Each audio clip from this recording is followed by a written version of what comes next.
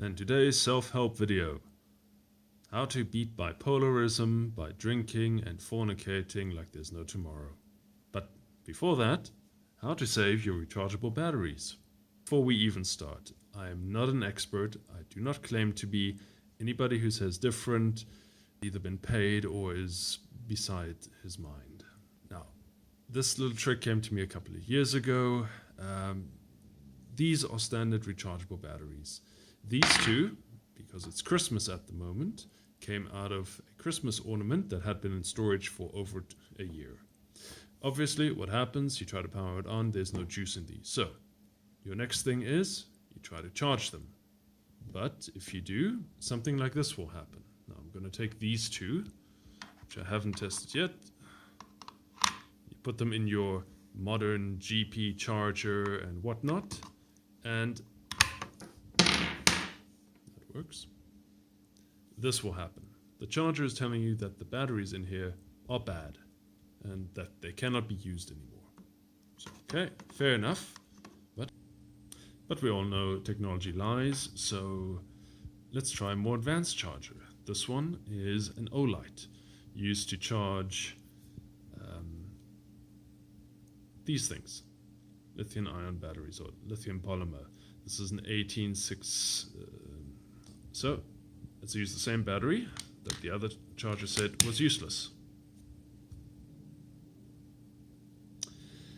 And technology likes fucking with you, it seems. Okay, let's imagine that this charger also went blink, blink, blink and nothing worked. Okay, first thing you do when you have this problem, you make sure that you have got rechargeable batteries. You'd be surprised how many times I tried charging normal batteries. The results can be clearly seen on my patchy beard. So, what are you looking for? Obviously, it would say rechargeable. Next thing you were looking at is something that says milliampere hours. That'll tell you what the capacity is of these. Usually capacities of AA's, they range anything from 1200 all the way to 3000, if you can believe that. Personally, I think 2700 is the maximum you can get these days, of good quality at least. This is free advertising.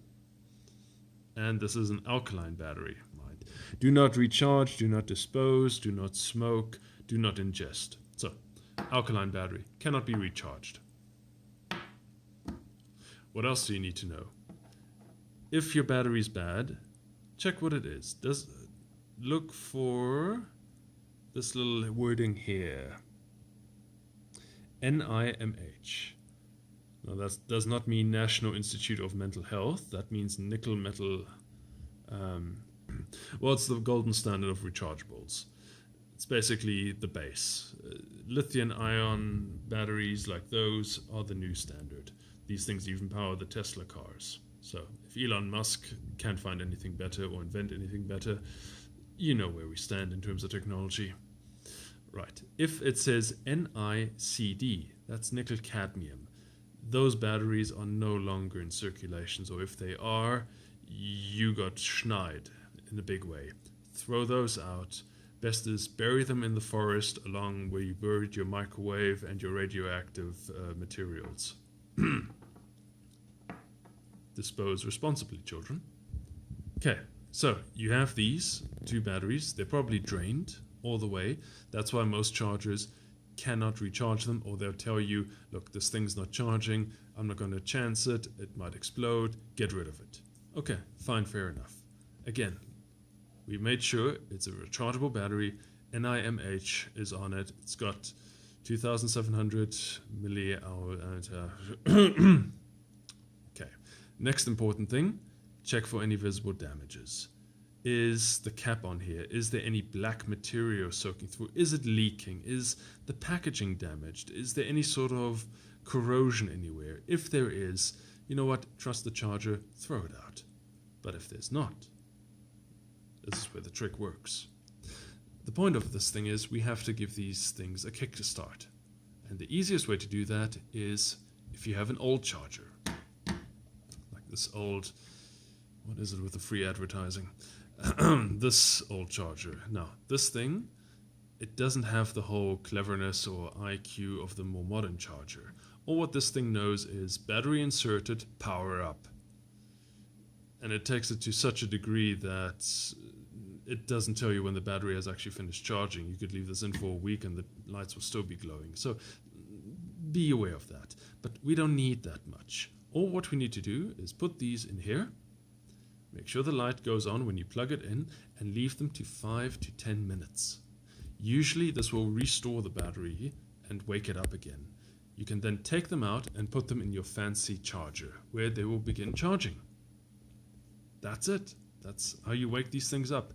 Bearing in mind, to restore the capacity. Now, NIMH batteries do have the memory effect, or they will basically tell you, yeah, we're full, but they're not actually full. Look, ask Wikipedia if you don't believe me, okay? Ask Google or Bixby. Ugh. Regardless. Once you have put them in the charger and the charger says they're full, don't trust it. Rather, take these things out. If they're warm, let them cool off to raw temperature and put them in again. And unfortunately, there's no lazy way to do this. Time it. From the time you put it in until the charger says full. If it's more than half an hour, wait until they're full and repeat the process. You're basically reconditioning them, teaching these batteries that where their maximum level is. And this, unfortunately, needs to be done if you want to restore them. This was basic tech training back when I did call center work for Kodak. The long hours I spent on the telephone teaching a 82-year-old granny on how to do this procedure. My call time was fantastic, though. It only took me 18 bloody minutes. Good times. Kids, if you ever want a perfect starting job, go call center. It'll teach you how to drink, how to smoke, how to get annoyed with the human race, and how to become very good at suicide. Or at least attempted suicide. To get out of work. I should really not be anyone's role model at this point. Fuck it. Okay. That's how you recondition the batteries. I hope I've made a difference in your life. If not, I apologize profusely for wasting 8.5 minutes of your lifetime. Give a thumbs down.